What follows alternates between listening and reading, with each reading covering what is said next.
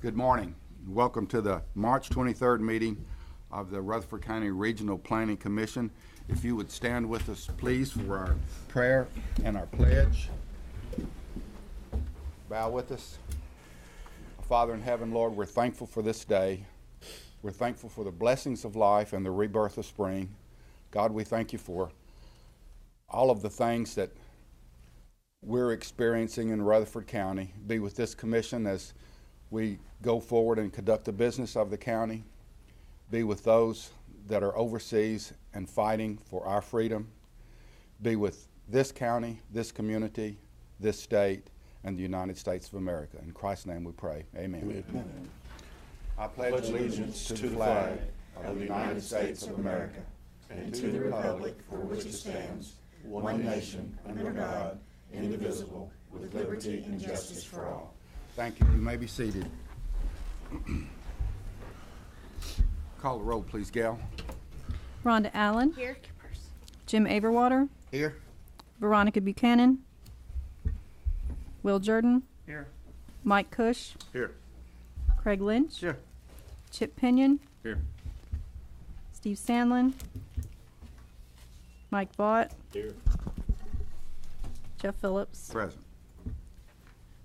I'm missing somebody. I think it's me. Charlotte P. I'm sorry. I have an old roll call sheet. I apologize. That's okay. Thank you. We have four. Congratulations on your appointment to the... Somebody's missing. We have a quorum. At this time, I'll call on our Vice Chair, Mike Cush, for the reading and the approval of our March 9th. I don't have to read them, do I? Okay. Mr. Chairman, thank you. We have reviewed the minutes of last meeting, and they seem to be in order, so I would like to make a motion to... Thank you, Mike. We have a motion to approve those minutes and a second. All those in favor of that motion to approve, please say aye. Aye. That motion carries. Items withdrawn, there are two. Item 7B, item numbers 15-2014, and item 7C, item numbers 15-2011 have both been withdrawn. Item 6A, waiver request. Mr. Bobby Patton is asking for a waiver to reduce the width of a private easement on property along Baker Road. Doug? Yes, Mr. Chairman, thank you, and I hope everybody's doing well this morning. As you stated, this property is located along Baker Road. The applicant's asking for a waiver to the subdivision requirement that does require at least a 50-foot access easement for property along a private easement. This is the property in question here. Essentially what he's wanting to do is he's wanting to build a house in this area, subdivide off a small portion of this tract. The remaining acreage would be over 5 acres. However, if he were to leave a 50-foot access easement through here, it wouldn't leave just a whole lot of room down here for him to do what he needs to do with his house and everything. So he's just asking for a slightly reduced, probably I'd say half, about 25-foot access easement to access the remainder of the tract back in here. The applicant is present, and we'll be happy to answer any questions you have at this time.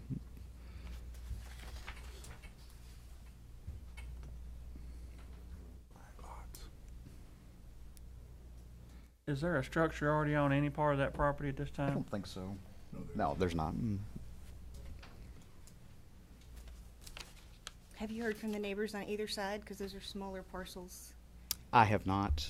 Now, we don't put signs out for these or anything like that, so it's not like a rezoning or condition or a special exception or anything like that. What's the smallest we've reduced one to? I've seen them 30 or 40 feet before. Now, that's with my, just with my time with the county. Now, prior to that, I really couldn't say off the top of my head. But I know we have gone down below 50 from time to time. Are there any other compelling reasons like topography or soilage or? Well, really, I think the biggest reason is the fact that this measurement right through here is about 115 feet.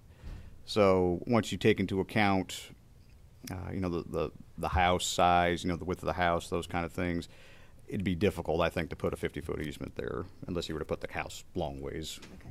The easement could still be on a shared driveway, could it not? Or something Yes. like that, Yeah. He could still use the same driveway to access the remainder back here, yes. And like I told the applicant, when we're talking about the access width of the easement itself. We're not talking about the width of the road. You know, it can still be just a driveway if he wants to use the drive and continue it on to the back. He could accommodate that in a 25-foot easement just as easily as he could in a 50-foot. The reason we use the 50-foot is because that's our minimum lot requirement for frontage along the road. So that's historically where that number's come from.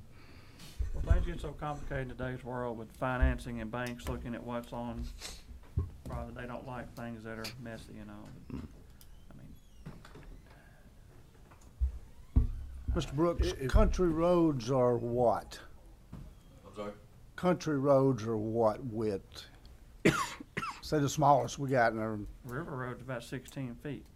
Yeah, we have some narrow roads, 16-foot of paved surface. Yeah, Roy Arnold would be probably a very narrow road. Well, it's more like 12. 12. Yeah. Well, if we did this, Doug, and I mean, if we did it and they had a shared driveway, you could still put 2 lots in the back and still be on that 3 lots off a 50-foot thing, even if you didn't have 50 feet, right? Well, he could Well, now. what's the if he were- intent See, here? what he's wanting to do at this point, the remaining acreage would be about a little over 5 acres.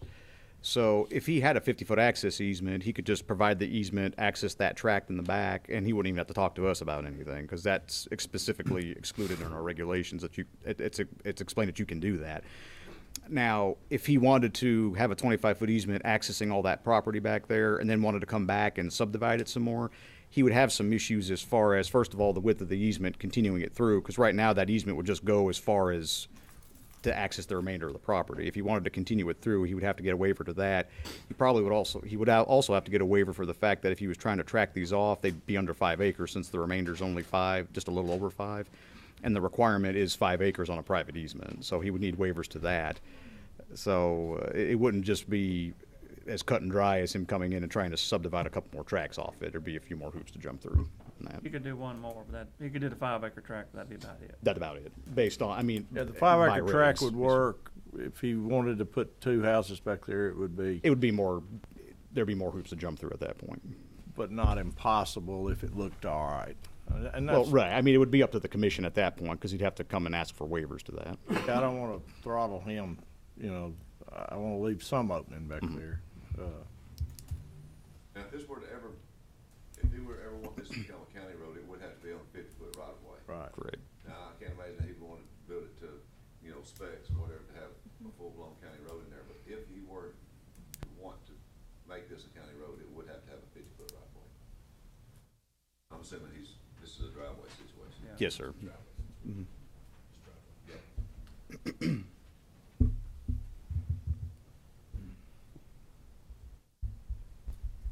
Well, it's just gonna be 2 houses total. It could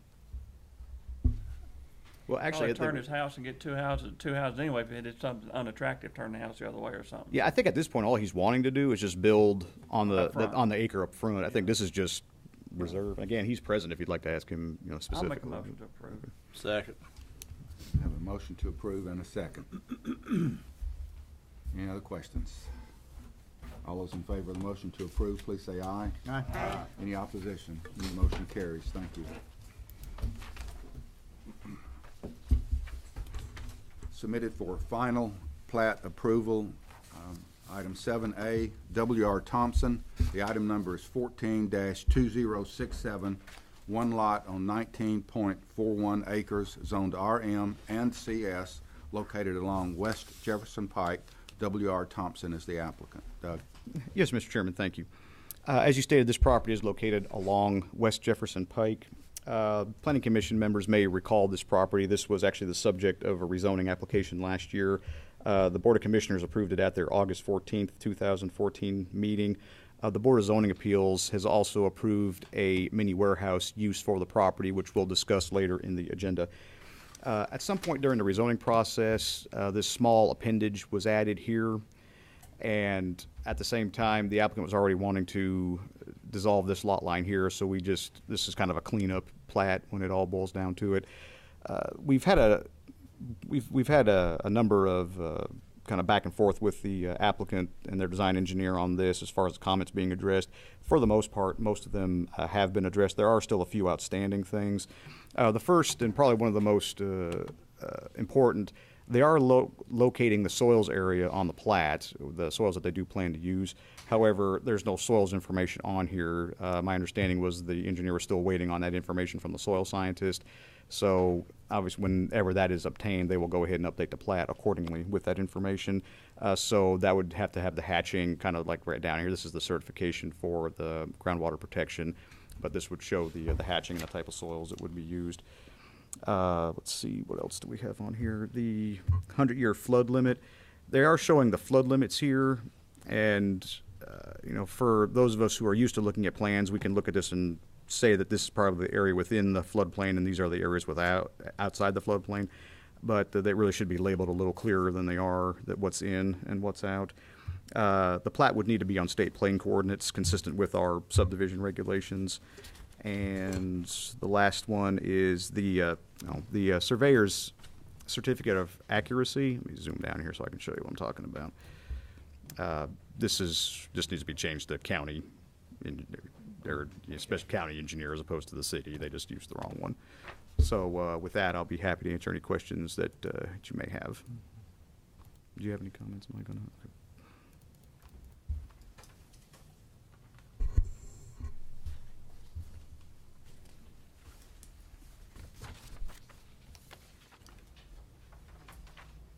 Any questions for staff? Other than those cleanup things, is anything? Just housekeeping Yes, sir. items. Yes, sir. I make a motion to approve. Second. Subject to staff comments. Have a motion to approve item number 14-2067. All those in favor of the motion to approve, please say aye. Aye. Any opposition? And the motion carries. Thank you. Submitted for site plan approval.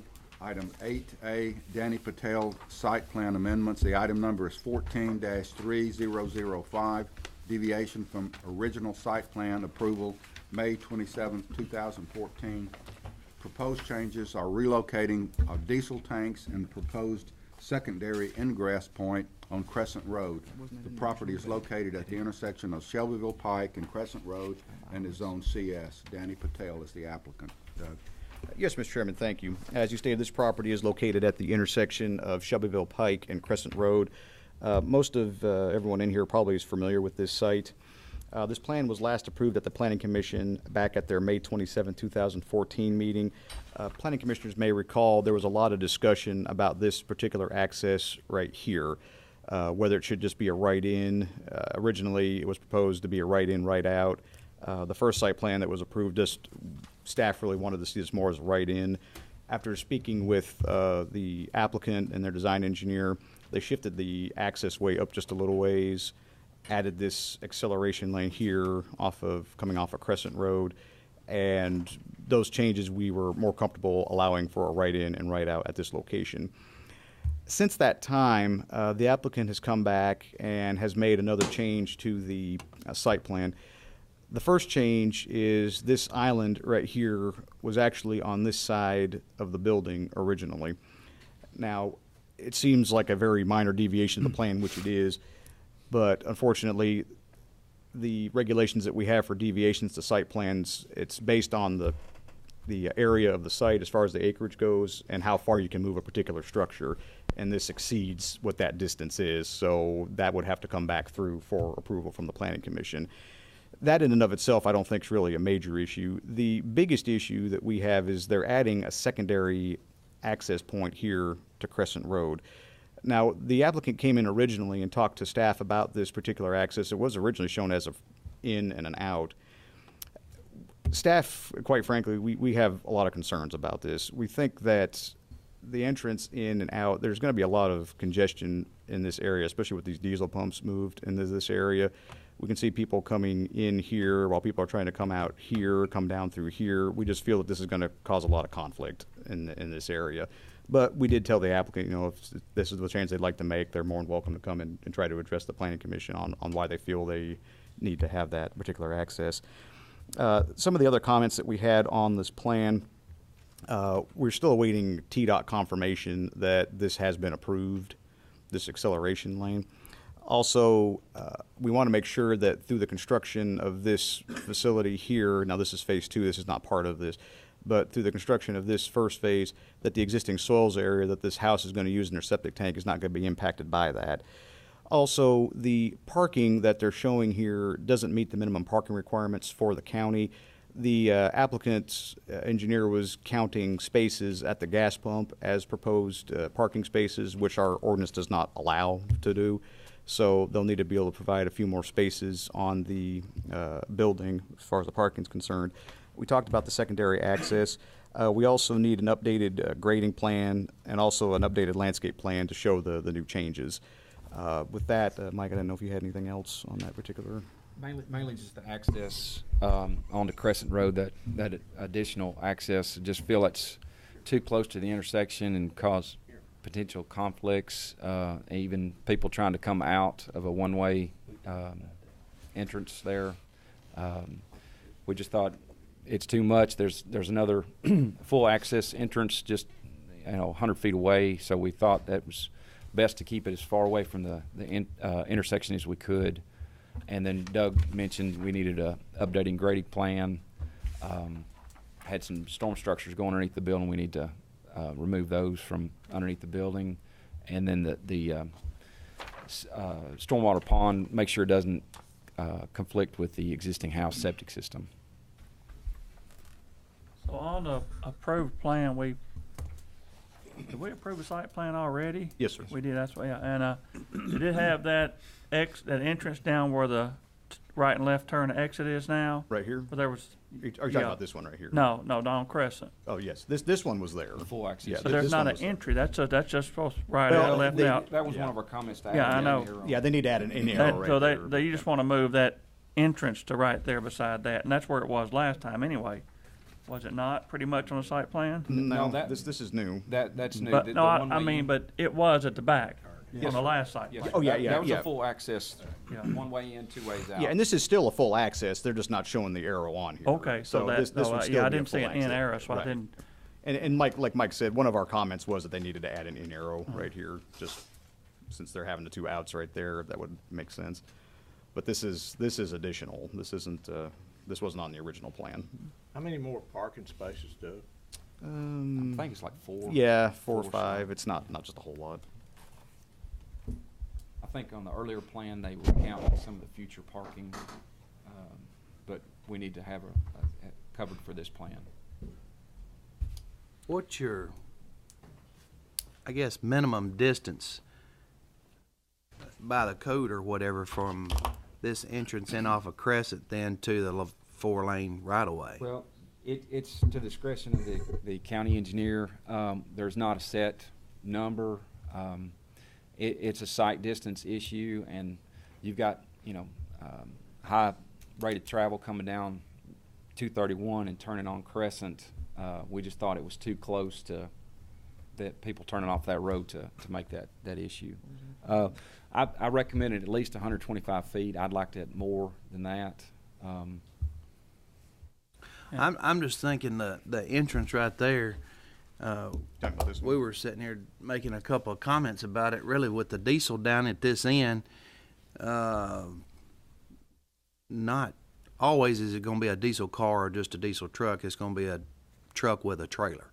Yes. And it's going to be a lot better entering here, like it's showing, getting your fuel and coming out there than it is to go on down without this entrance, pull in, loop around, and then you've got to come all the way back around and come back out. Mike, what is your distance from 231 to that first, to that, The new entrance? the single ingress? We recommended at least 125 feet. I'd like it a lot more than that, but, What is it now? What is Yeah. it? 125 feet. Oh, it's 125. But that is 125 on the map, what's Right. proposed. Yes, sir. They had to move it over a little bit. And that's from the edge of the westernmost travel lane to the start of the curve of that entrance in, so. I agree with both statements from staff and planning commission members, but I know there's a kangaroo out on Thompson Lane that's got a right in, and a whole lot of people go out that one also. They go against the curb and all to get closer to the light and stuff, so I would be very worried about that too. Somebody deciding to exit through that one, and they're right on top of the signalized intersection right there, and just because the arrow says in doesn't mean they won't use it for an exit. Right. Well, currently, right now, it's not signalized. It's just a, It's not, is it? Yeah. One of these days it will be. There's a lot of traffic out there eventually. already. yeah. Mike, you're thinking you turn in right there, then you go right to the diesel pump, and then you come right back out that left-hand turn right there, and you don't have to go all the way around, make a circle. And that's what Steve and I were talking about. You know, I understand Mike's Yeah. concerns too. They both But make it's sense. better than looping all the way around the building with a 20-foot truck and trailer, 20-foot gooseneck. Or backing around Yeah. and hitting You something. get in awkward, if you pull the trailer much, you get into awkward positions sometimes. Well, they're highly educated engineers in the audience. He can probably enlighten us on why he drew this way. On the entrance, the most northern entrance there, I think it says it's just striped. There won't be a. Well, there's an island There right is an here. island. You have to keep And them this turning. is striped around it, but there is an actual island right here where the hand is. But will you be able to come? I think there's enough room to keep coming down to turn There is right a on shoulder. the crescent. Right. You don't want people bumping up against the island, pulling back out, Right. and then Right. trying to turn into Crescent. So they could do either or right there. Just a highly intelligent engineer you are. Highly educated, I said. I didn't Smart. necessarily Just say said highly I've been to intelligent. school. Good morning, Chairman Phillips, members of the Planning Commission. I'm Bill Huddleston, President of Huddleston Steel Engineering. I think the real question was, why did we do this? And the answer is that the client asked us to, and it's because of what Mr. Vaught was saying. He's thinking that for people to use that diesel pump, it'll be very easy for them to come in right there, use the pump, and then go out the exit to the west on Crescent Road. I think that access you're talking about at Kangaroo, Mr. Jordan, that one's a right in, right out, so it does have sort of a Yeah, a lot of people use it for a left out. phase though. medium, but Yeah. it does have an out, and I think what they're doing is using that out to go left, which Yeah. they're not supposed to do. But that one's not a real good design, I'd say. But this one is designed specifically to get in as quickly as possible.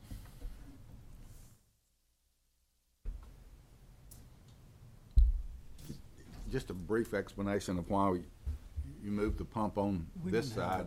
It would have been easy to get to it from off of the highway if you left it where it Again, was. my client, I apologize for him not being here today. He's in the Coming in. convenience store and gas selling business, and he's pretty adamant about the way he wants the circulation. He realized that diesel pump, he didn't want it near that right in, right out coming off of Shelbyville Highway, especially later when he does his future retail shop. He just sees more conflicts there, and so he's sort of putting it down away from that main access on 231.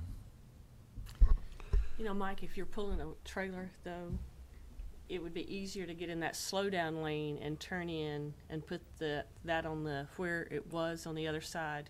You'd have wider turns if it was on the other side of the building where it started. What Steve and I were talking about is somebody coming from Christiana and turning left onto Crescent. Then if they go to that second entrance, they've got to loop all the way around the building to get back to that pump, or start backing up in the parking lot.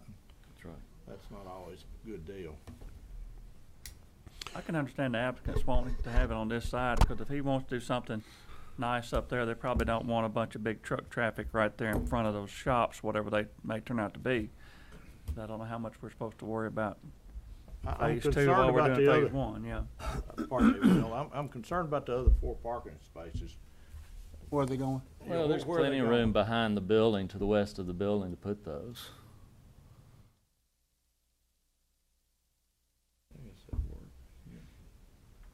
Mike, if I'm coming out of Shelbyville and I got a diesel and I want diesel, I'll stop on the right-hand side. I won't cross over Highway 231 to go over and get diesel. Now, I'm coming out of Shelbyville, I'll stop it there on that side. 45 feet. I mean, coming out of Murfreesboro, going toward Shelbyville. I have two questions. The new proposed fuel tank locations, I'm assuming those are below ground, not above ground? Correct. Okay.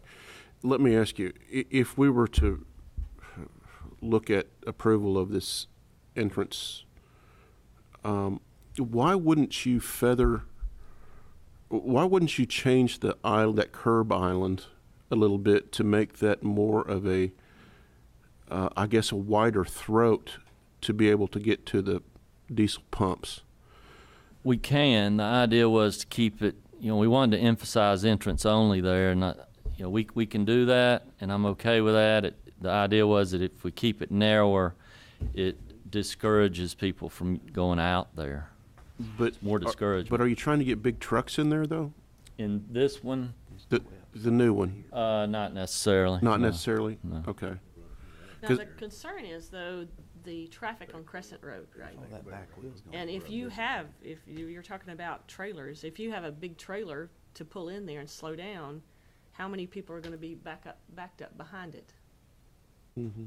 Right there at the intersection. I don't know that you're talking about going in on this new access. That would be an unimpeded flow. I mean, they wouldn't have to stop in Crescent Road for anything. Especially since there's no exiting. Now, if somebody were to come in this way with a trailer, of course, they'd have to pull in here, come here, but then, they still have to go either back out like this, or they'd have to come in and go up and down and around. I mean, if we knew all the trailers were gonna come in this way, I can see the argument, but at the same time, I mean, you're still gonna run into that problem where you're gonna have to come all the way around the building at some point. Or at least come out, if you're coming from this way, you come in, you fuel up, and you gotta come out around here and down, and keep going that way, or down and back up, or down and out. I mean, What percentages are wagons? It's a learned pattern. I mean, the repeat customers will, learn what to do. Yeah. It just, we thought it was just too much of a potential conflict there. Fueling trucks coming and stopping to unload fuel at the tanks, and and then somebody trying to pull in that entrance only. We just thought it was too much in one location. At 125 feet, and the guy has to stop for some reason, there's someone sitting, and he has to slow up, stop. You should still be able to get 2 or 3 cars between 4 cars between 231 and the end of a 30, 40 foot trailer or something. But, 40 well, it feet depends on the trucking. speed they're coming, they're making that turn. When I was out there looking at the site, I mean, people were going up on 2 wheels, seemed like making that curve. But Is that shaded area beside the new entrance, is that supposed to be, like a way for them to slow down and other cars to get around them? they're or- widening the road out a little bit to make a 1 lane in, 2 lanes out on Crescent right there. But Right now, that's not gonna help somebody get around, No. somebody trying to get in that. Okay. no. I think when we first looked at this, and we did have some community input, they were more at ease with not this new entrance, they were more at ease with the entrance being down Crescent Road there, rather than being so close to Highway 231. Of course, community, a lot of them, they didn't want it anyway, but they were more at ease with that. I can understand why they want to move this island down on this other end. I think my concern is, now I'm just scaling here, but if you measure from the center of that new island as if where the fuel tanks on a tractor trailer rig would be sitting, you come back, say, 53 feet, which is what a trailer is. No matter which way you come into that pump, it appears that you're blocking one of those 2 entrances there. I'm not sure that that's a good location, the best location for it right there. Maybe for me the solution is the island, moving the island is okay, but adding the second entrance is not okay. Maybe that island needs to be moved a little bit further down towards Shelbyville Pike so that he can get his trailer into that, where he's not obstructing that entrance down there on the end. Really know which side the trucks are gonna use The this. other thought that I have about that kind of dovetails that is when you add those 4 parking spaces, if you do it along the back side, a lot of people aren't going to see it, and it's going to be like a Thornton's out here on Medical Center Parkway where they're just making parking places along the curb because it's a wide space. So if you didn't move that island, the diesel island, you'd have room to put those parking spaces on the southern side of this so that they would see them and they would use them. Bill, do you know if these are going to be high-speed pumps marketing towards I don't know the semis, answer or- to that. You know, there are a lot of diesel pickup trucks out there and all, and most big trucks go to truck stops because they're more set up for them. They got bigger areas, they got the showers, they got whatever they want. And, you know, you don't see very many big trucks filling up at convenience. That's stores right. My if they my don't wife have drives big a pump. diesel automobile, and Yeah. we're seldom fighting tractor trailers when we're getting that kind of diesel. But of course, if they weren't, there's going to be regular pumps, they could integrate them with the pumps on the front of the store. You know, so it makes me wonder if they're going to be high-speed pumps to try and market to commercial use. But, you know, most of your places now have got the diesel at the end, will be integrated with the gas pump. Yeah.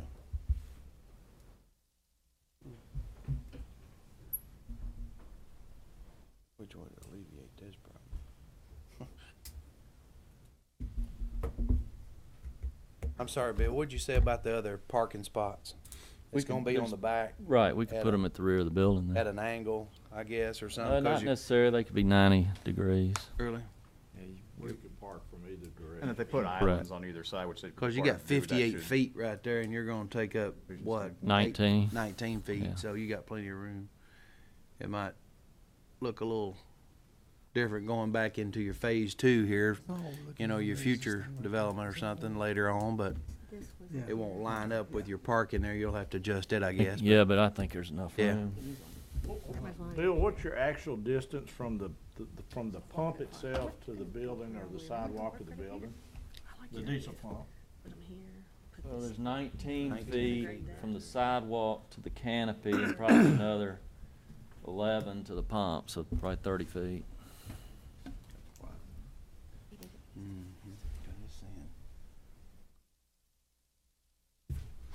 I'm seeing that, that's not so, it's so small, I can't see. Is that 81 feet I'll from zoom the? in there. Hold on a second. 61. 61 from the sidewalk to the, there we go. Doug, you're good. I like that. If Yeah. somebody pulls up beside the store and parks, well, there's not a parking spot, but where they'll park anyway, and then a truck pulls up to the fuel pumps, they've got that pretty much blocked, at least on that side of the pumps. At a minimum, you're saying there'd need to be no parking signs on Well, the somebody south pulling a side. trailer is gonna park wherever they can, and that side of that building's gonna look pretty attractive to somebody pulling a big camper or something like that, you know, and that leaves you, 8 or 9 feet to the canopy, and Was there a reason why you didn't put the diesel along with the gas pumps? I'm gonna park right. It's just the way the client wanted it. 50 more feet up there out of that other. So if you were given free reign to put for the best design, if you were given free reign to put that diesel pump, would you put it along with the fuel pumps? Because I'm like the other gentleman, that's where I always see them. I don't think the location of the fuel pump, the diesel pump, is the issue that is tougher to deal with here. I think this other access is the tougher issue from an engineering standpoint. You know, if I was going to propose one or the other, I'd say keep the pump and not have that right turn in. Moving the pump, right-hand access, and the 4 parking spaces, that's the 3 things we're looking at, right? Yes. Yeah, and the Just the few other spaces, things. yeah, I mean, the spaces, as Mr. Holston was saying, I mean, that's pretty So easy that's to out. remedy. Moving the pump and the right-hand access, that's what we're looking at. Those are the 2 things that have basically changed from when you approved it before. But I have to tell you, I'm still really troubled about the parking spaces, only from a consumer standpoint. When it goes into operation, that's not gonna be a good design, putting those on the back of the building. People Well, are not gonna walk all the way around the building. You could have the employees parking. those Exactly. We spots. anticipated employee parking. Actually, with the fuel island there, I kind of like the right end. That gets your car traffic going straight to the gas pumps and not passing the diesel pumps. It's in the, I think that's Complement why one he another. wanted it. I think he Yeah. wanted the entrance to get people headed towards the front of the store. would there be a way to prove this, Doug? And if there turned out to be a problem, we have the right to come back and ask them to close that entrance? I Oh, think it's that just might an- be, because once he has it, I mean, how do we quantify there's a problem? Yeah. You know what I mean? And, I mean, we could go out there and say, we don't think this is working. Of course, the applicant's gonna be, oh, no, it's working great. You know, so then we're gonna be back and forth, you know, he Well, said, that's she just said. gotta live with it. If he's got gridlock in there, he may decide himself to put a barricade across there and just close that entrance, because it's not, we're not changing the entrances to, entrance next to the back. We're just adding one, so that could be there, and if it turned out to be problematic, it could be, it's somebody's discretion, closed at some point in time, which would probably be the owner's, because he'd be the one dealing with it, you know. You got a problem on that? Mm. That was a major obstacle with people though, right? Residents. This one right here. I remember our one up here, our big argument seemed like the one off 231, where we wanted only a right-in only. Yeah, that was And we wanted all the traffic, because we were, at one point in time, there was a This one. deceleration in a turn lane in the island. Right. They were gonna come out and try and cross two lanes of traffic, and we took that turn lane out of the median to 231, so I remember more controversy about that than Yeah. where we're on Crescent Road. Most of the discussion, you're right, was on this particular access Yeah. right here. This was always, I mean, this access here is fine. I mean, there's, I mean, other than the fact they just need to put an arrow. And I don't through it. think we Other had than that, this is anybody fine. that addressed anything about the possibility of one where this new entrance is. I don't remember that being No, an there issue. was no discussion on that. I think there was some discussion, they wanted this as far back down Crescent Road as they could get it. Well, I'm That was talking the about discussion. this particular, this is, I think, what Mr. Jordan was referring to. Yeah, that's what I'm talking about, they wanted as far to the Yeah. west as they possibly Right. did it, so they wouldn't bump up right here with people coming in and out. And by the way, it's my understanding the state has approved all of that. The clients just has to send some money in to get the permit. What's a tractor trailer length approximately from cab to Trailers are trailer? 53. 53. You know, Trailer's and the truck's 53. probably That's another from- that's from 18, the something like trailer. that, I would guess.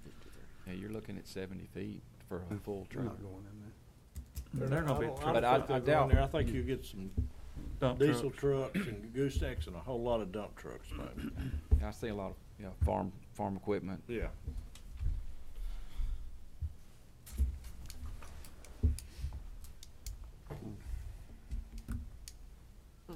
Your motion? Let's do something. Let's do Please. something. I make a motion that, to approve it with the diesel pumps where you're wanting them, and the 4 parking places, but not that right-hand turn. I'm good with that. We have a motion. Second. And a second. Everybody understand the motion? Any other comments? All those in favor of the motion to approve item number 14-3005, please say aye. Aye. Any opposition? No. Me. Motion carries. 2 opposed. Doug? Gail?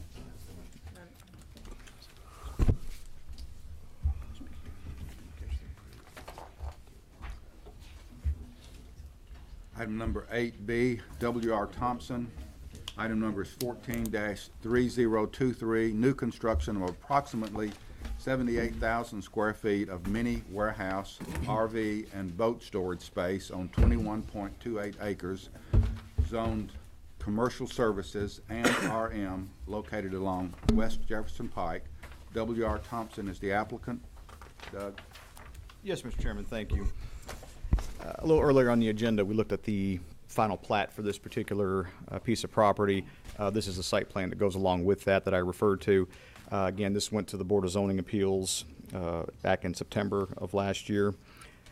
We've actually been reviewing this site plan for several months now. We've been having several discussions with the applicant's design engineer. about the layout of the site, about the issues on the property and everything. I think we're at a point now where we can bring something to you for consideration. You'll recall this has been on the agenda a few times. It just has been removed for the last few months. Again, they are proposing, all these are mini storage facilities. We had quite a few comments on this particular site plan. Again, a lot of them have been addressed, but there are still a few outstanding. Similar with the plat, there are some issues with the soils on here. They are proposing to have an office facility and apartment, I think, in this area right through here, which will require septic tank, soil site, and everything. So we're still, as on the final plat, still waiting for the soils information for that. Let me see here. These are the ones that. Well, Okay, just, this one. just Okay. some housekeeping things. There's a big box culvert that they'll need to cross the creek from the side on the west and the side on the east. We'll need construction plans for it. Let's see, we need a fire truck. They provided a template showing a fire truck being able to transverse around the building, but we need that shown on around building one along Jefferson Pike. Yeah, this is what Mike's talking about here. They see the truck can make the turn around here, back in here, but it needs to demonstrate it can make one around here as well. So that's what we're referring to. Some landscape, the buffering will need some work, some improvements on it. A lot of this site is rock. We're concerned about the survivability of the landscaping. They're filling a lot of this site up. They can, add a little bench for the landscape and buffer next to the fill site to accomplish that, but we just need to coordinate that with them.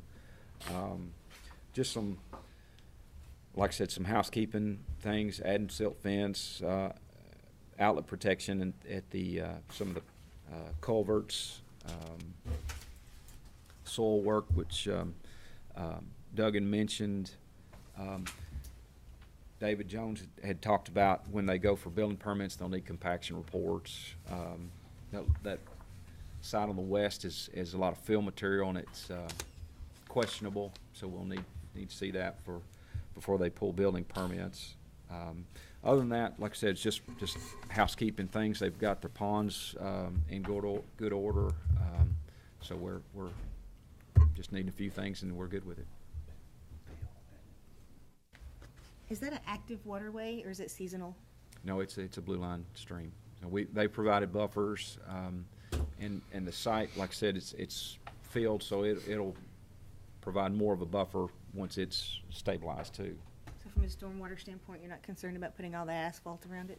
Well, they'll have a pond on each side of the stream to collect stormwater runoff from each part of that, and they meet our standards.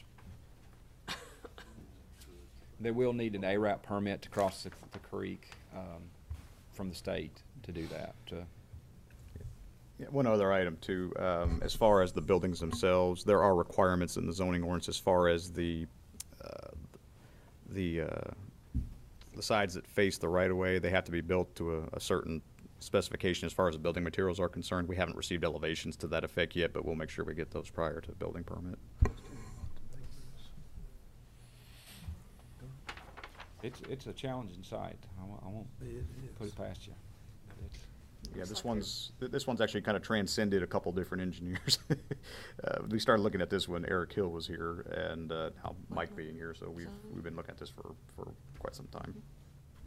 Pretty good use of that property though, compared to other things that you own. Yeah, there's been times in the past this property was a terrible eyesore sitting right there when they were filling all that. So,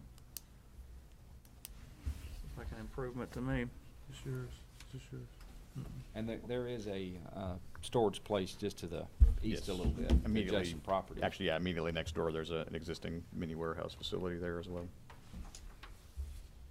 Things must be a pretty good demand because there's a big one right across 231 the other side. Yes, of Jefferson Pike. that's correct. I remember when we rezoned this property, when I went out here to put the sign out on this, actually ran into the owner of this property and we chatted about it, and he was perfectly happy that there was gonna be another one right next door. It didn't bother him at all. Doug, Good bit of natural buffer between these two sites and what's behind them too. Right. Well, they'll have to enhance landscape and buffering too, but I think it'll be all right. yeah. could you put the page prior with the ingress egress of the fire? Yes. line? Mike, have you achieved a certain comfort level with the plan here? then? Yes, sir. Yes, sir. There's, like I said, some housekeeping issues, some minor things. Just showing the fire truck being able to get around that building one, that long first building with the apartment on the end, or the office on the end, I should say. What length fire truck are you talking about I there? believe it's 40 feet long. Yeah, how in the world is that going to happen? Down at the end of building one.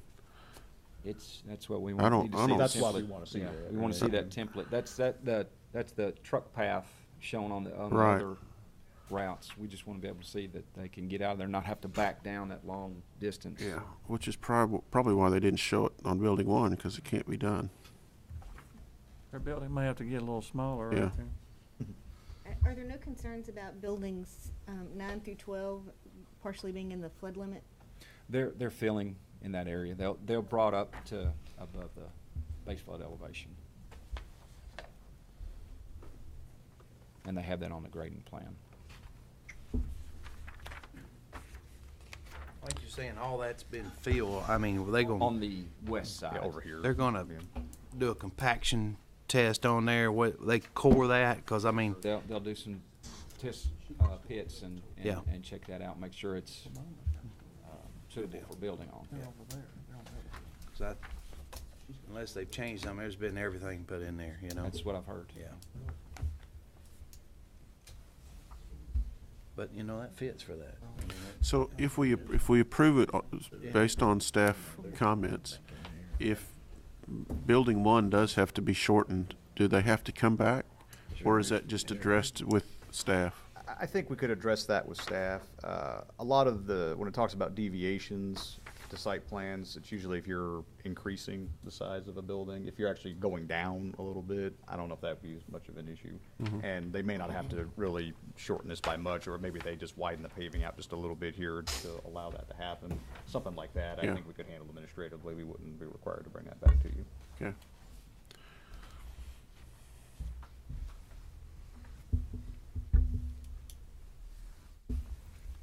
You said earlier that this went through BZA, Yes, ma'am.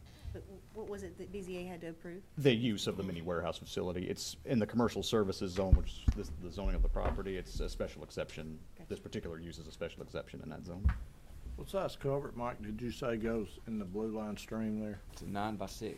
It's got almost 500 acres draining through it.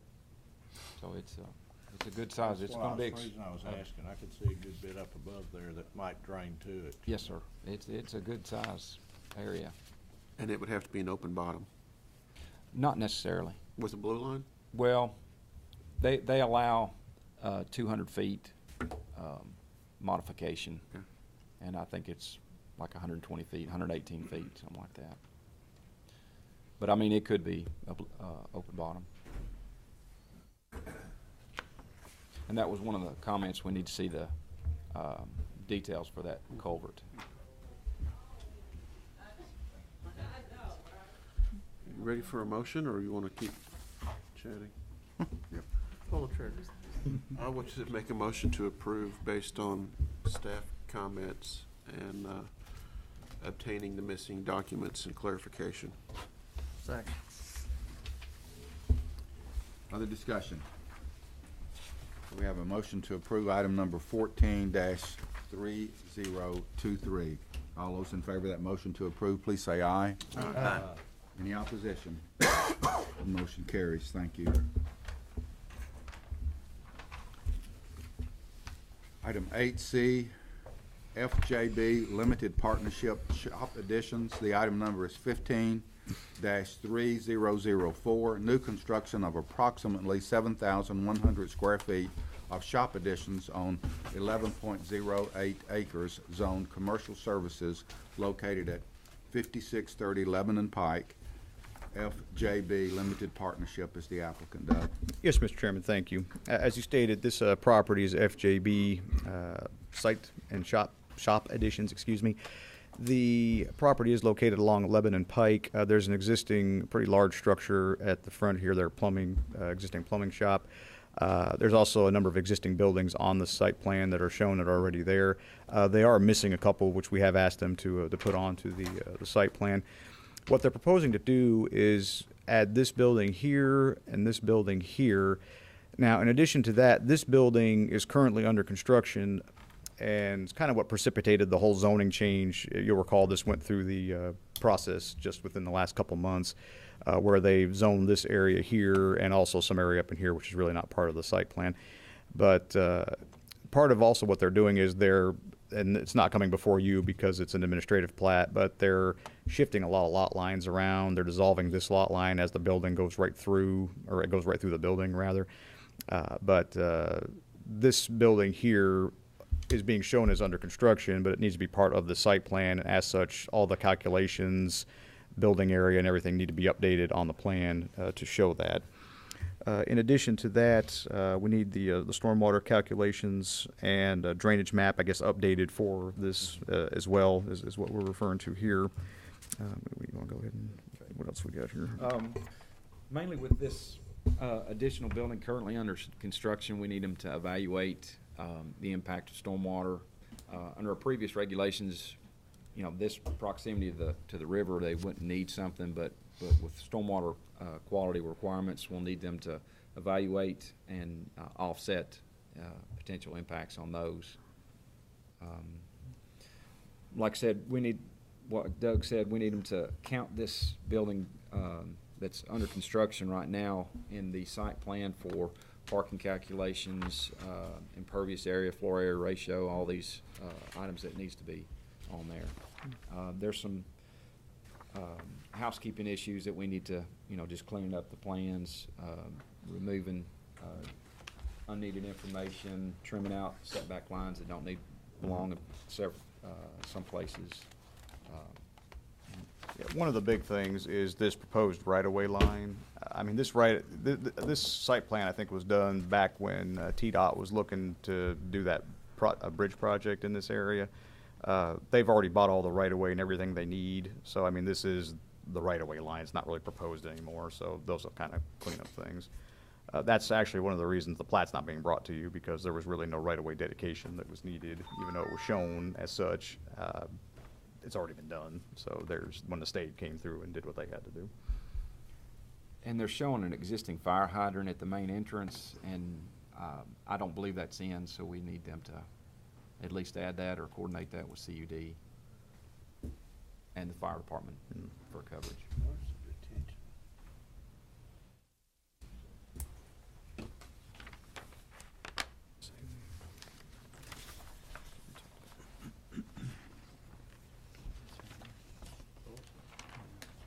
Mike, where's your retention? They don't have one. So we gotta get one. Right. With these two buildings on the northern end, they're below the radar, but if you count in this building that's under construction right now, it'll bump it in, I think, in the requirements.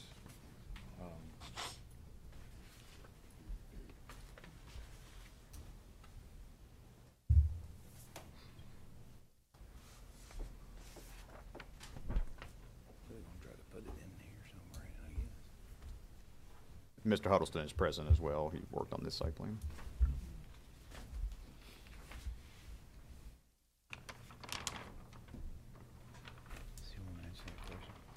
Do you have a suitable place for it? I mean, where are you thinking? Well, they could put it to the east of the 6,000 square foot building, right up in here, that area, or a little bit farther on the other side of that gravel drive that goes out to Jefferson Pike. They could put it in that right there, that area there.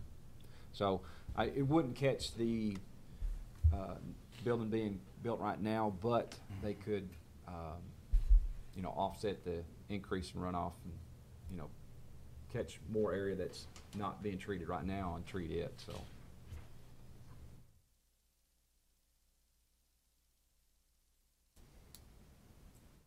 Since there's not a detention area on the map, were they not planning on, Not originally, but we're had it gonna been ask brought them- to their attention that they need to do something? That was one of my comments to reevaluate that and provide drainage maps, and so there's ample room to put one. It's just they don't have one shown right now.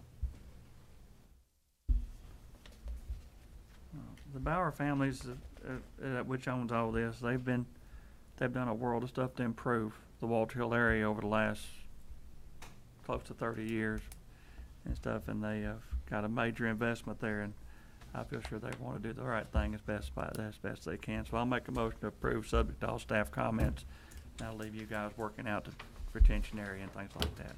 Second.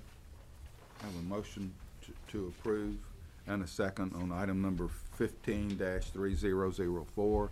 Any other questions or comments? All those in favor of the motion to approve, please say aye. Aye. Is there any opposition? The motion carries. Thank you. Item 8D, Capital Business Park Lot 5B. The item number is 15-3005, new construction of approximately 5,500 square feet of office and warehouse space on 2 acres zoned EAC, located along Capitol Way. Higher Construction is the applicant. Doug. Yes, Mr. Chairman, thank you. This property, as you stated, is located along Capitol Way. For those of you who may not be familiar with that is, this location map here, let me just zoom in here so I can show you what we're talking about. Capitol Way, runs off of Epps Mill Road, and this is the interchange right here with I-24. There's several existing buildings up here. That one was approved within the last couple of years, I think the Swaim Center right in this area. Some of you may recall that. Essentially what they're looking to do, this site plan was actually submitted originally back in 2012, 2013, 2012. The improvements on the plan were never constructed. Let me zoom back over to this area here. So now the applicant is proposing to go ahead and make the additions, a proposed office and a warehouse facility. This property is served by sanitary sewer with the city of Murfreesboro. It'll have to go through city planning commission approval as well. My understanding was it was on their consent agenda a week or so ago. I'm not sure if it had gone through, but regardless, it would require that prior to any building permits being issued.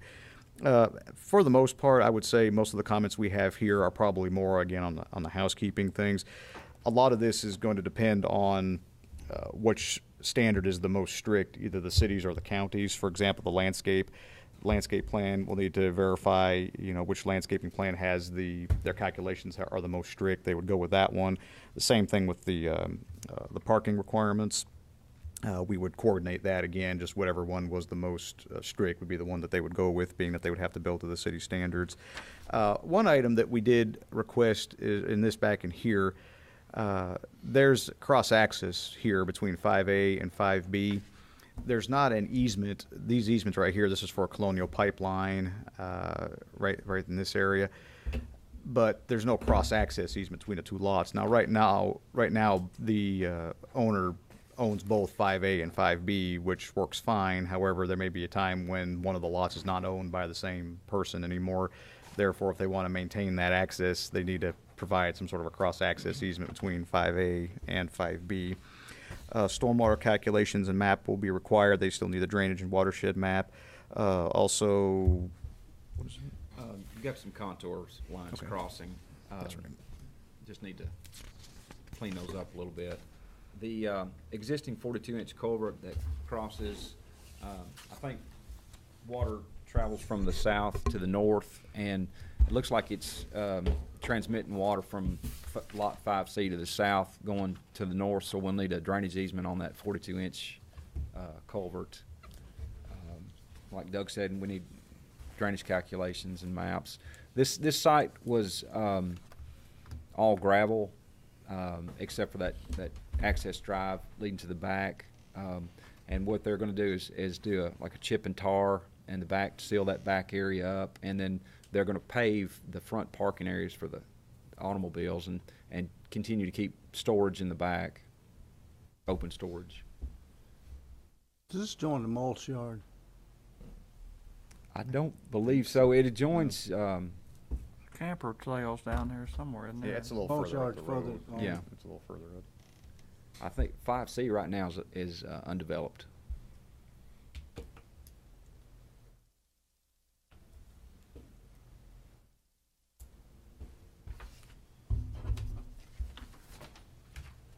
Well, they have an existing bioretention facility that was constructed for the earlier improvements.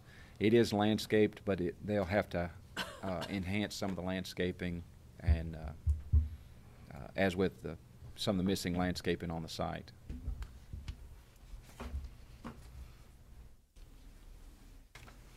The city's gonna hold their feet to the fire pretty hard regardless of what we do Yes. anyway. So having to get on Chances the, are the standards, if you compare our standards with theirs on the landscaping, parking, chances are they're probably gonna be more strict than we are in their requirements. So if they build to the more strict, then they should be fine. Motion to approve, subject to all staff comments. Second. Have a motion to approve and a second, item number 15-3005. Any other questions or comments? All those in favor of that motion to approve, please say aye. Aye. Any opposition? Motion carries. Thank you. Item number 9 is staff reports, and I think we've got our retreat discussion, continuation of that, Doug. Yes, sir. As you said, this is a continuation of the discussion we've had over the last couple meetings on retreats. A lot of the discussion we had at the last meeting really, as I understood it, and after watching the video again, it seemed like a lot of the discussion that we had really centered around the number of events on the property.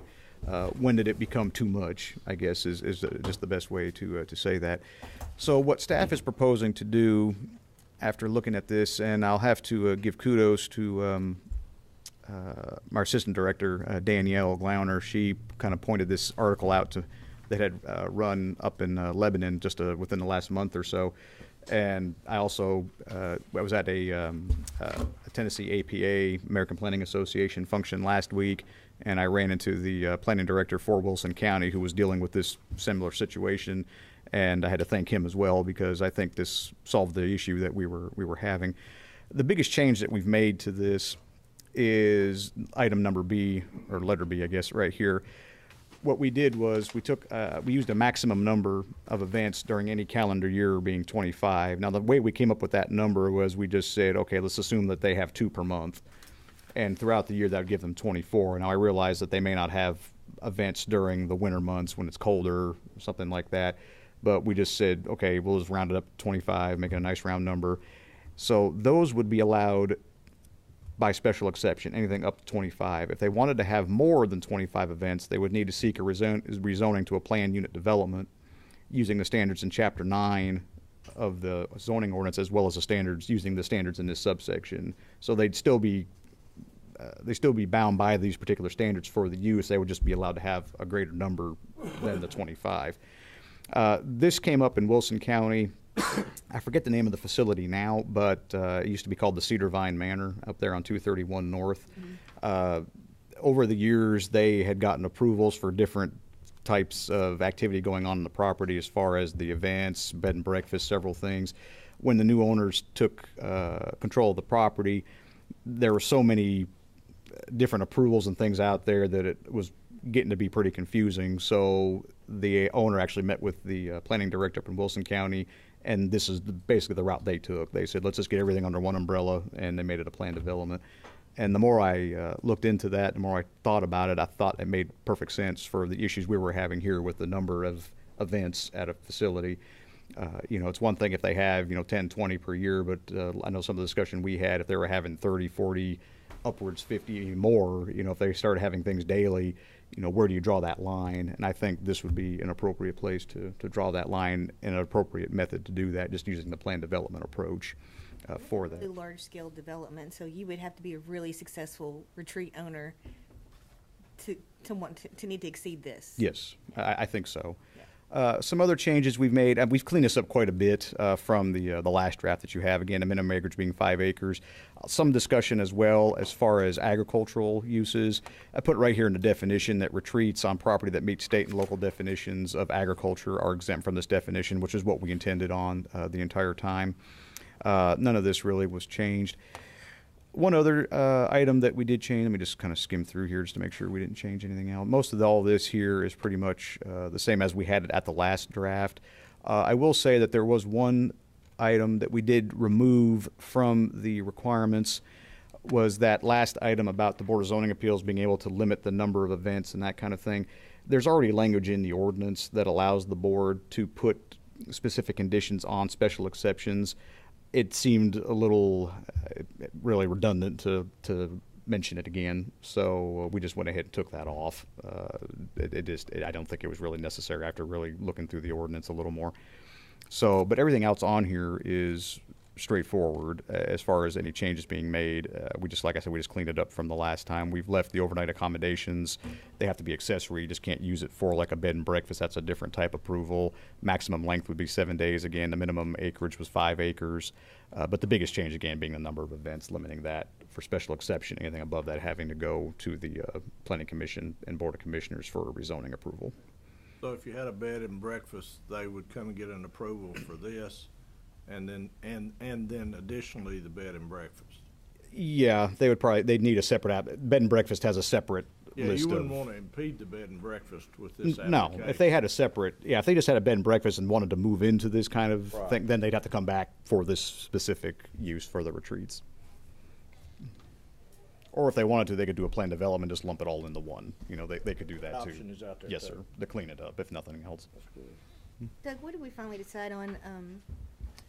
We were concerned about there being events happening within so many feet of the buffer, and then we talked about parking and. Well, what I ended up doing with the last draft was we kind of came up with a tiered system. Okay. If you're going to provide a type 1 buffer, which is our lightest buffer, you'd have to have a 100-foot setback, type 2, 75, type 3, 50 feet. We would allow the parking areas to be within those required setbacks, though. They couldn't be within the buffer area, but they could be within those setbacks. Okay. So that's how we address that. Doug, event. I know you probably went over the definition of event or whatever, but I'm just thinking under that scenario of 25. I mean, some of these places have 3 weddings a day. Mm-hmm. You know, one up front, one in the back, and they're at a certain time, and then they have they've had 3 weddings, you know, at these things. Mm-hmm. So they could come up on 25 pretty quick. I mean, is that considered an event? I mean, well, I think anything. Yeah, I didn't specifically define what an event was, but I would think if there's 3 weddings going on, that's 3 different events. Now, I think some of this, depending on the ability of the property to handle an event like that. I mean, you're thinking about size, you're thinking about soils on the property. I mean, if you start having Talking a about facility. The location that you mentioned, the Cedar Vine. I mean, they've done that there. Oh yeah, and it's, I don't even know how big it is. It's pretty 20-something acres. Yeah, it's a pretty good size. But I mean, I would think that each event would be a separate. Each wedding would be a separate event, or each conference or whatever it is they're having, each luncheon or whatever would be a separate event. So if they wanted to go above the 25, that vehicle would be there to go to the planned development route. I see. Mm-hmm. What's your thinking on that as opposed to, because I would have thought your answer was going to be that would be 1 because it's a calendar day. Because if wedding number 1 had lasted all the way through, wedding number 3, it would have been 1 event. So was it not activity on a calendar day versus 3 parceled up weddings? So what's your thinking on that? Well, I guess until it was brought up now, I guess I hadn't thought about it much.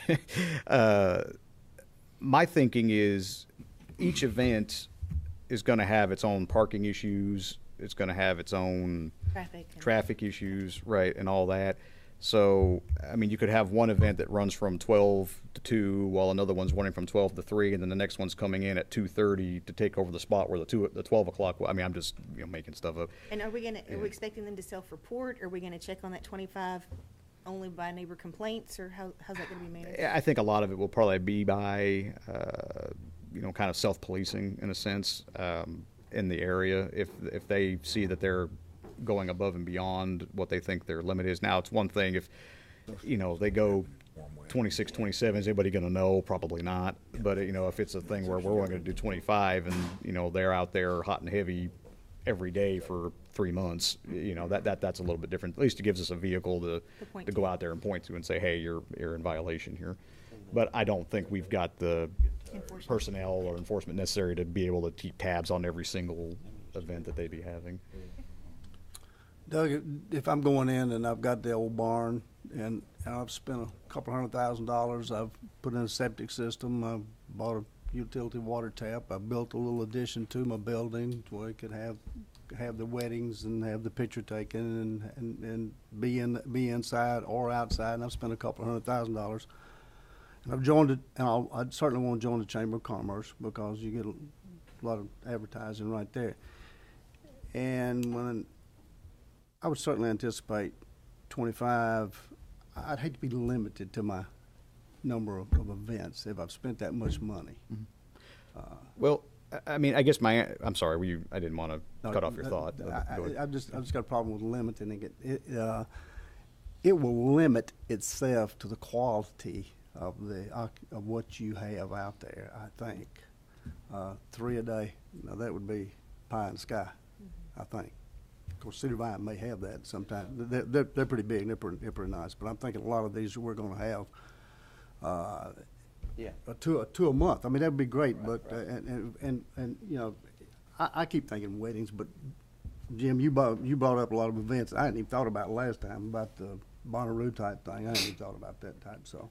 I just really hate to limit it to 25. Well, and I guess to answer that, I would say we're not necessarily limiting it to 25. What we're doing is saying if we're limiting it to 25 as far as the approval process is concerned. Yeah. If you can have up to 25 with a special exception. If you want to go more than that, then you have to go to the rezoning route. So we're not saying you can only have 25. If they want more than that, there's just a different approval process to go through. So if I've spent a couple $100,000, I need to start out square one then. If you think you're going to have that many events, then yeah, you should probably. That would be hopeful. I would like to get into it if I were going to get into it, and thinking bigger than that may not get, but so okay, let's just go with the 25, and then business did double. Then I've got a shaky prospect of going in. Do I get approved or do I not get approved? Well, and I think a lot of that goes back to your track record. I mean, if you're responsible for a little, maybe the Board of Zoning Appeals or the Planning Commission will give you more, kind of a situation. If you're not maintaining the property very well with what you're allowed to have, and then you're coming back and trying to ask for more, I think looking at that, the board or the Planning Commission at that point may look at that and say, well, maybe this isn't such a good idea. Maybe there's inadequate parking and has never been provided. I mean, there could be a litany of reasons to look at. But, I think a lot of it is, and I'm all for, the expansion of businesses. If somebody goes in under the 25 with a special exception and things start going so well that they need to have the rezoning, obviously we want to try to facilitate that to the point that we can, but looking out for the community at the same time. But it would come back to the BZA? Well, if it goes over 25, it'd go to the Planning Commission. It would actually come here as a planned development. And then, they'd start out at the Board of Zoning Appeals. Or if they decided, well, what we're going to do, we know we're going to have more than 25, we're just going to go ahead and go to the Planning Commission right now. And then they would just do a plan development similar to, have the pattern book and everything similar to what you've seen in other plan developments.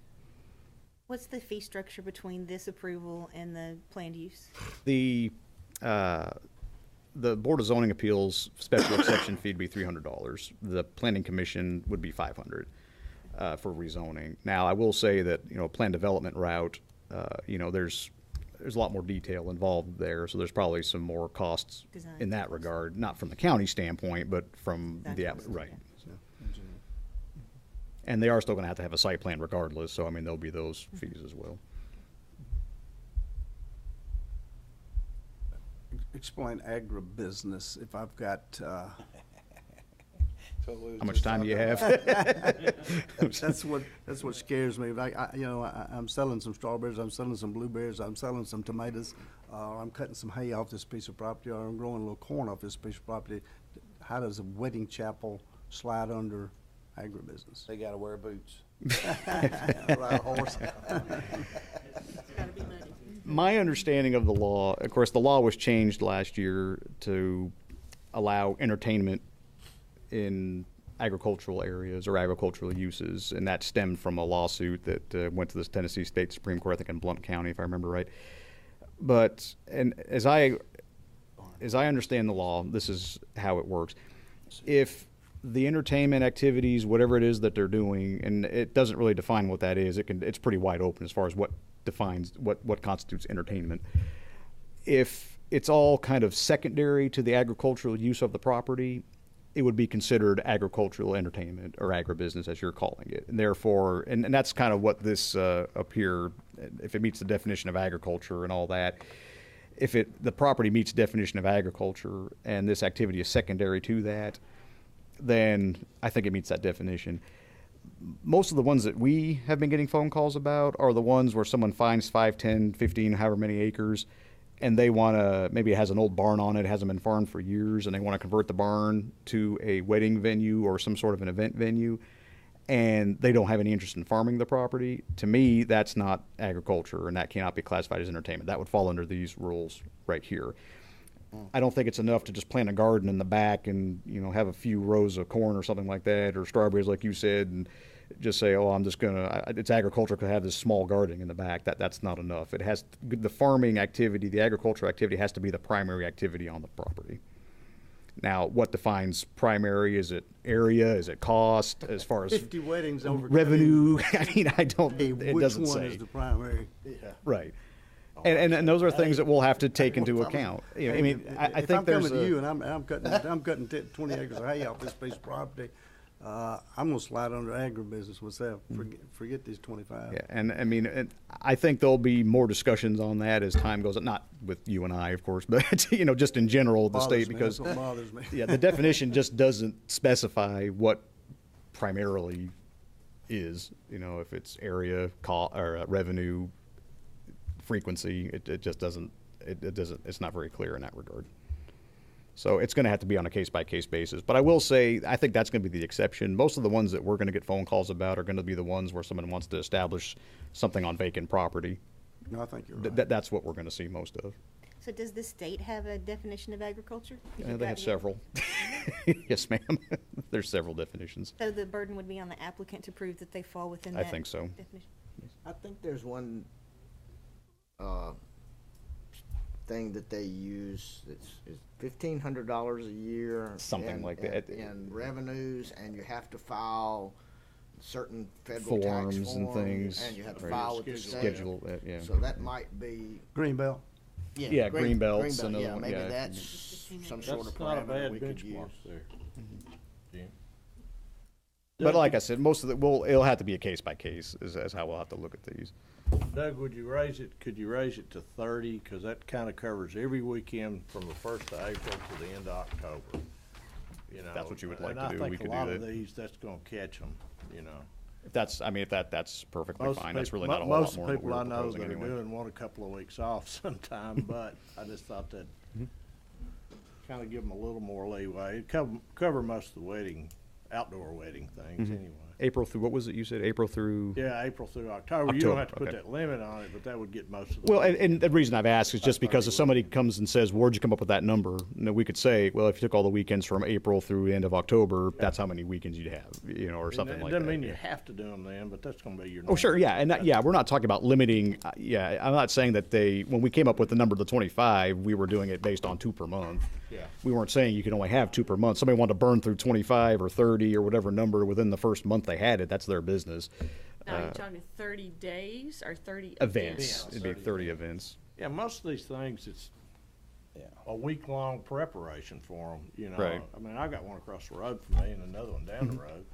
Well, the conference I just went to at Fall Creek Falls last week, it was I guess 2-day, technically 2.5, but I would account that as one event. Yeah. If somebody had something similar out here where they're going to have like a week-long retreat, something like the Boy Scouts or something came out there and did something. I mean, to me, that'd be one event. Yeah, I mean, most of the time if you got a wedding, and that's the brunt of what we're dealing with here Mhm. right now. You got the wedding on Saturday night, but you got the rehearsal, and maybe the rehearsal dinner there. I've Mhm. seen that. On Friday night, well, they're out there Thursday and Friday. I mean, Sure, preparing the day, room prepping and- for it, yeah, right. People in and out, Mhm. tent guys coming, that chair guys coming, that kind of stuff. Mhm.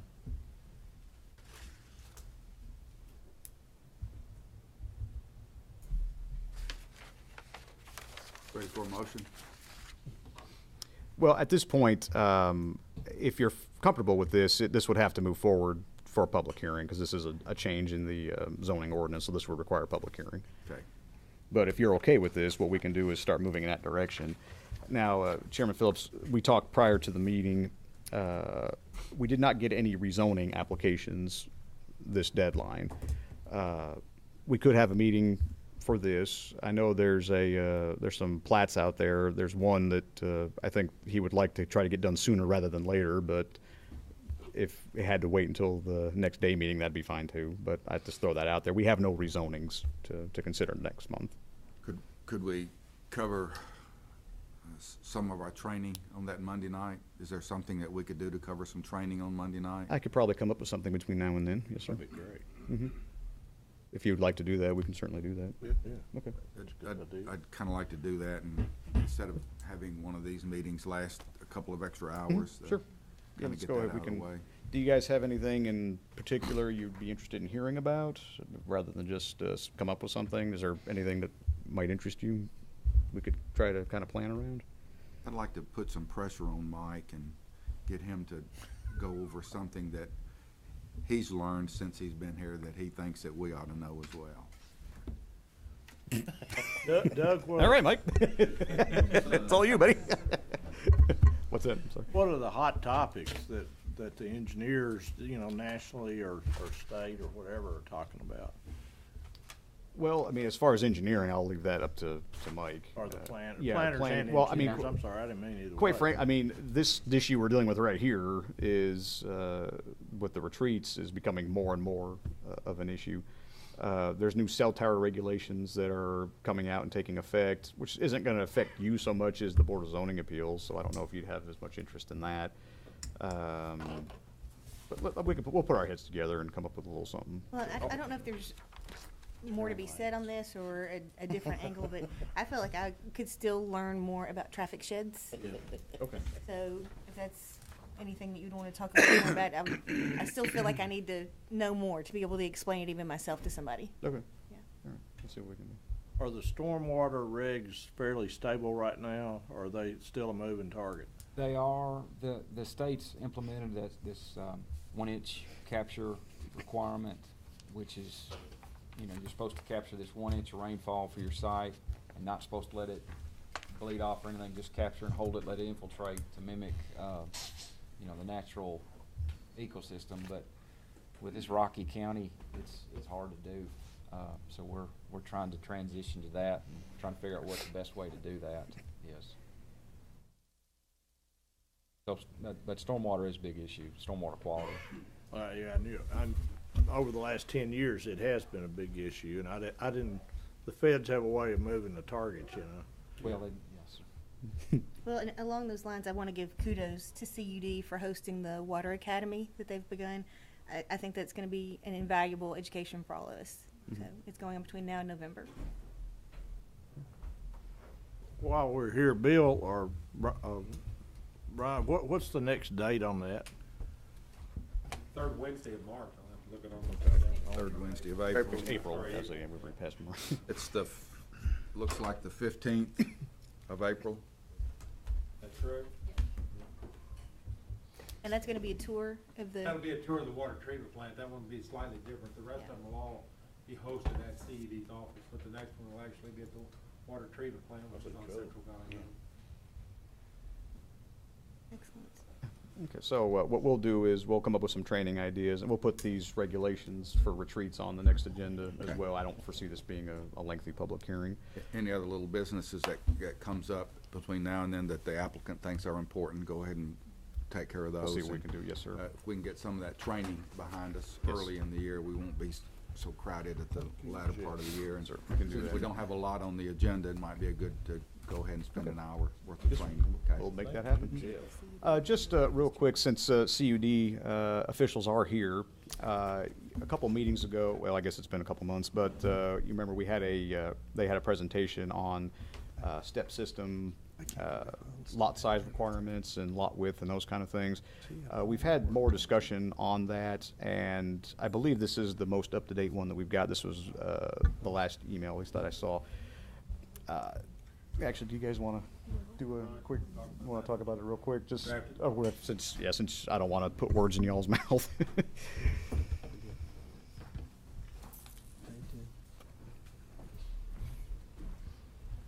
Bryant Bradley Consolidated Utility District.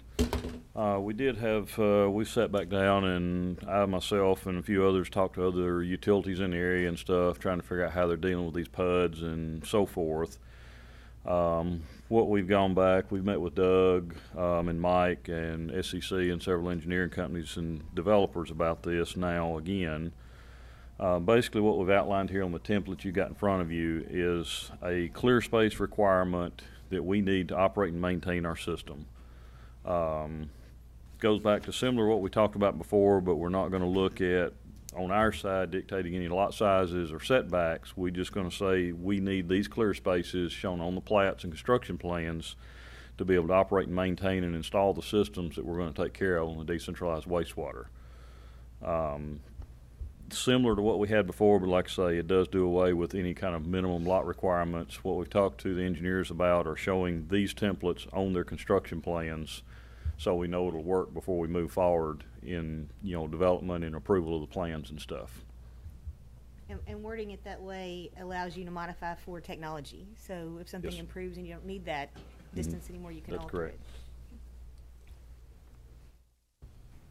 Yeah, and they sat down and met with us a week or two ago now, and Mike and I both were pretty comfortable with this, and we appreciate their willingness to work with us through this situation as well.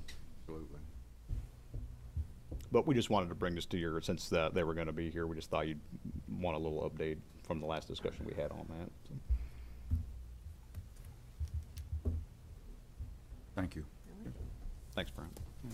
Anything else, Doug? Where will this document then be placed where public and developers can access that? Other than your website, will this be incorporated into subdivision regulations?